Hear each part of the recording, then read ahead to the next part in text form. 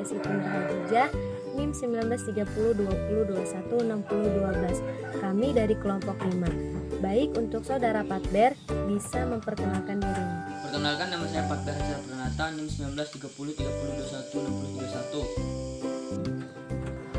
193030216031. Baik, di sini kita akan membahas mengenai jurnal yang berjudul Kesiapan Belajar. Saya sebagai pewawancara dan saudara Patber sebagai narasumber. Di dalam jurnal ini, apa yang sudah kamu pahami dan kamu baca? Keberhasilan mahasiswa untuk menyelesaikan beban kurikuler sesuatu hal yang penting. Mahasiswa harus menguasai semua materi pokok, melakukan latihan berbagai macam keterampilan, serta mengajarkan berbagai tugas sehingga memungkinkan mahasiswa menguasai seluruh materi pokok pada mata kuliah yang ditempuh. Mahasiswa kadang dihadapkan dengan tugas yang harus diselesaikan dengan baik sesuai dengan indikator penilaian yang ditetapkan oleh dosen pengampu. Setiap mata kuliah memiliki karakteristiknya berbeda bermasing-masing, sehingga menuntut mahasiswa mampu menguasai proses penyelesaian tugas sesuai dengan karakteristik mata kuliah tersebut. Apa tujuan penelitian ini?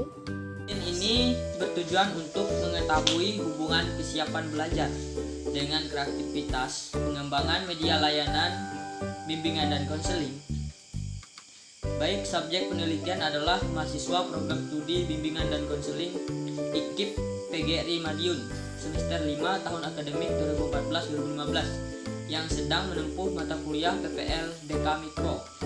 Pengambilan sampel dilakukan secara random sehingga diperoleh sampel sebanyak 92 mahasiswa dari total populasi yaitu 125 mahasiswa. Nah, analisis data penelitian dilakukan dengan uji korelasi produk momen. Jelaskan bagaimana jurnal ini memakai uji korelasi. Berdasarkan uji korelasi, diperoleh koefisien korelasi sebesar 0,253 dengan taraf signifikasi yaitu 0,015. Hal ini menunjukkan adanya hubungan positif yang signifikan antara kesiapan belajar dengan kreativitas pengembangan media layanan bimbingan dan konseling. Guna meningkatkan kreativitas pengembangan media bimbingan dan konseling pada mahasiswa, maka mahasiswa perlu didorong untuk meningkatkan kesiapan belajarnya dengan cara menyiapkan perangkat belajar sebelum proses pelajaran dimulai. Bagaimana kamu memahami jurnal ini tentang kesiapan belajar? Kesiapannya itu meliputi baik fisik maupun psikologis, merupakan kondisi awal suatu kegiatan belajar. Kondisi fisik dan psikologis yang kurang baik akan mempengaruhi hal-hal lain yang dibutuhkan untuk kelancaran proses belajar. Menurut Anda, apakah maksud dari kreativitas belajar? Adalah kemampuan seseorang untuk menciptakan sesuatu yang baru dan untuk memodifikasi karya yang sudah ada menjadi sebuah karya baru yang lebih bermakna. Nah, menurut Suharnan 2011 mengatakan jika dikaitkan dengan kemampuan seseorang, kreativitas sering disebut sebagai daya cipta. Misalnya mengarang lagu, membuat lukisan, menciptakan produk baru, dan menyusun teori baru. Bagaimana ciri-ciri umum yang terkandung dalam pengertian media belajar? Ciri umum yaitu yang pertama, satu, memiliki pengertian fisik atau hardware, yaitu suatu benda yang dapat dilihat, didengar, diraba secara panca indera. Yang kedua, media memiliki pengertian non-fisik atau software, yang kandungan pesan yang terdapat dalam perangkat keras yang merupakan isi yang ingin disampaikan kepada siswa. Yang ketiga, penekanan media terhadap pada visual dan audio. Yang keempat, yaitu media merupakan alat bantu pada proses baik belajar di kelas maupun di luar kelas.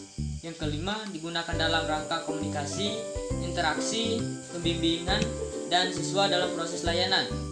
Yang keenam, dapat digunakan secara massal, misalnya radio, televisi.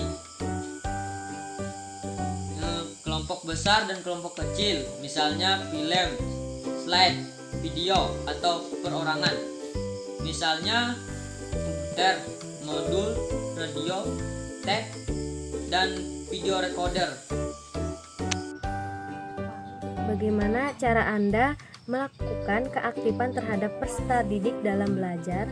Nah, individu yang kreatif memiliki karakteristik menafsirkan masalah dan situasi secara fleksibel, memiliki banyak informasi yang relevan dengan suatu tugas, mengkombinasikan informasi dan ide-ide yang ada dengan cara yang baru, mengevaluasi pencapaian diri menurut standar yang tinggi, dan memiliki gairah dan karenanya menginvestasikan banyak waktu dan usaha dalam apa saja yang sedang mereka kerjakan. Dapatkah Anda simpulkan pemahaman Anda mengenai jurnal ini?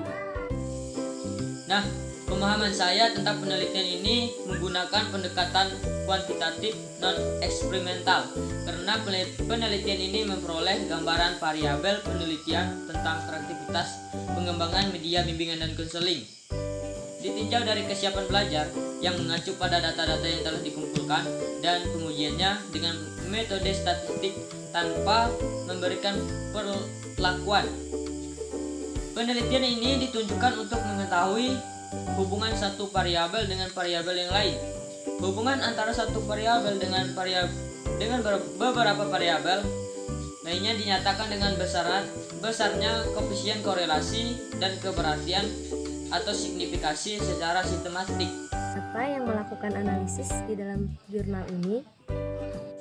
Yang melakukan analisis yaitu Desia Martika Anggriana, adalah dosen program studi bimbingan dan konseling Fakultas Ilmu Pendidikan IKIP PGRI Madiun. Baik, terima kasih. Sekian dari wawancara yang kami lakukan. Mohon maaf jika ada salah kata. Terima kasih.